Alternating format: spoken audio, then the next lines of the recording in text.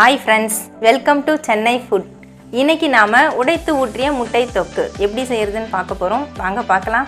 உடைத்து ஊற்றிய முட்டை தொக்கு செய்யிறதுக்காக நான் அடுப்புல கடாய் வச்சிருக்கேன். 4 ஸ்பூன் அளவுக்கு ஆயில் சேர்த்து விட்டுருக்கேன். ஆயில் நல்லா சூடாயிடுச்சு.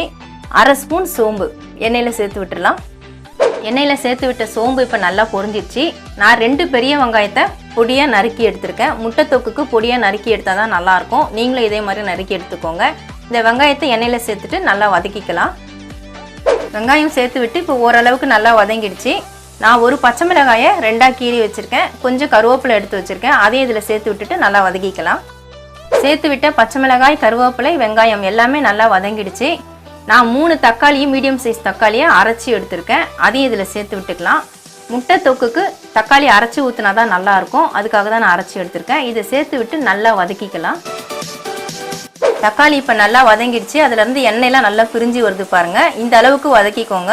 நான் 1 ஸ்பூன் அளவுக்கு இஞ்சி பூண்டு பேஸ்ட் எடுத்திருக்கேன். அதையும் சேர்த்து விட்டுட்டு இஞ்சி பூண்டு பச்சை வாசனை போகிற அளவுக்கு வதக்கிக்கலாம். சேர்த்து விட்ட இஞ்சி பூண்டு பச்சை வாசனை போகிற அளவுக்கு நல்லா வதக்கியாச்சு. நான் 1/2 ஸ்பூன் அளவுக்கு ரெட் சில்லி பவுடர் எடுத்திருக்கேன். அதை இதில் சேர்த்து விட்டுடலாம். 1/2 ஸ்பூன் அளவுக்கு தனியாத்தூள் எடுத்திருக்கேன். அதையும் இதில் சேர்த்துக்கலாம். 1/2 ஸ்பூன் அளவுக்கு மஞ்சள் பொடி அதையும் சேர்த்து விட்டுடலாம். 1/2 ஸ்பூன் அளவுக்கு கரம் மசாலா அதையும் இதில் சேர்த்து விட்டுடலாம். உப்பு தேவையான அளவு. நான் 1/2 ஸ்பூனுக்கும் கூடுதலாக 3/4 ஸ்பூன் அளவுக்கு சேர்த்து விடுறேன். எல்லாத்தையும் நல்லா ஒரு முறை கலந்து விட்டுடலாம். சேர்த்து விட்ட மசாலா எல்லாம் வெங்காயம் தக்காளியோடு சேர்த்து நல்லா வதக்கியாச்சு. எண்ணெய் நல்லா பிரிஞ்சு வருது பாருங்கள். இந்த அளவுக்கு வதக்கிக்கோங்க. நான் தக்காளி அரைச்ச அந்த ஜார்லேயே 1 டம்ளர் அளவுக்கு தண்ணி சேர்த்து வச்சுருக்கேன். அந்த தண்ணி இதில் சேர்த்து விட்டுடலாம். இன்னும் ஒரு 1/4 டம்ளர் அளவுக்கு நான் தண்ணி சேர்க்குறேன். நல்லா ஒரு முறை கலந்து விட்டுக்கலாம். அடுப்பு மீடியம் ஃப்ளேமில் வச்சுக்கோங்க. இது நல்லா கொதிக்கணும். கொதிக்க ஆரம்பித்ததுக்கு அப்புறம் தான் நம்ம முட்டையை உடச்சி ஊற்றணும். சேர்த்து விட்ட தண்ணியோட தொக்கு இப்போ நல்லா கொதிக்க ஆரம்பிச்சிருக்கு. அடுப்பு சிம்மில் வச்சுருங்க. ஒரு முறை நல்லா கலந்து விட்டுடுங்க. இந்த மாதிரி நல்லா ஒரு முறை கலந்து விட்டுக்கோங்க. விட்டுட்டு இப்போ நாம் முட்டையை உடச்சி ஊற்றிடலாம். நான் மொத்தம் 6 முட்டை எடுத்திருக்கேன். ஒரு முட்டையாக உடச்சி ஊற்றிக்கலாம். உங்களுக்கு எத்தனை முட்டை வேணுமோ நீங்கள் அத்தனை முட்டை எடுத்துக்கோங்க. அதுக்கு தகுந்தா போல் வெங்காயம் தக்காளி எல்லாத்தையும் அதிகப்படுத்திக்கோங்க, இல்லை குறைச்சிக்கோங்க.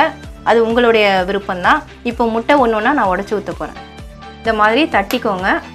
தட்டிட்டு கொஞ்சம் இறக்கி கிட்ட வச்சு ஊற்றணும். அப்போ தான் முட்டை கலங்காமல் முழுசாக இருக்கும். முட்டை ஊற்றும் பொழுது கேப் விட்டு கொஞ்சம் தள்ளி தள்ளி ஊற்றுங்க.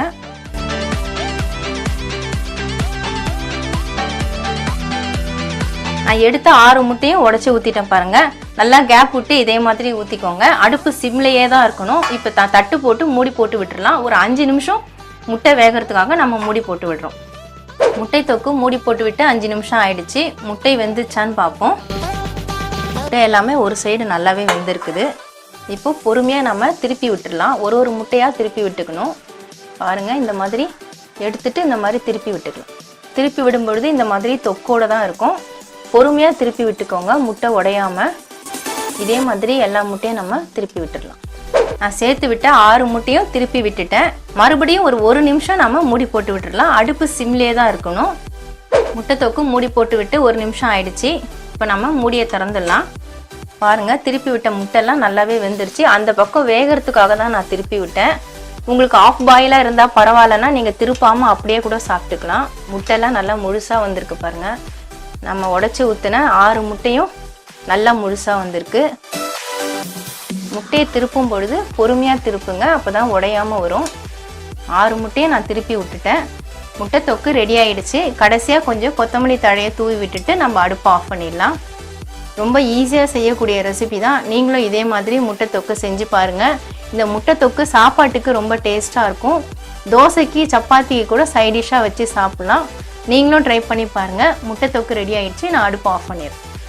உடைத்து ஊற்றிய முட்டை தொக்கு வீடியோ நீங்கள் பார்த்துருப்பீங்க. அந்த வீடியோ பிடிச்சிருந்தா லைக் பண்ணுங்கள், ஷேர் பண்ணுங்கள், சப்ஸ்கிரைப் பண்ணுங்கள். சப்ஸ்கிரைப் பண்ணவங்க மறக்காமல் பெல் பட்டனை கிளிக் பண்ணுங்கள். இந்த வீடியோவில் ஏதாவது டவுட்ஸ் இருந்தால் கமெண்ட்ஸில் கேளுங்க. நன்றி, வணக்கம்.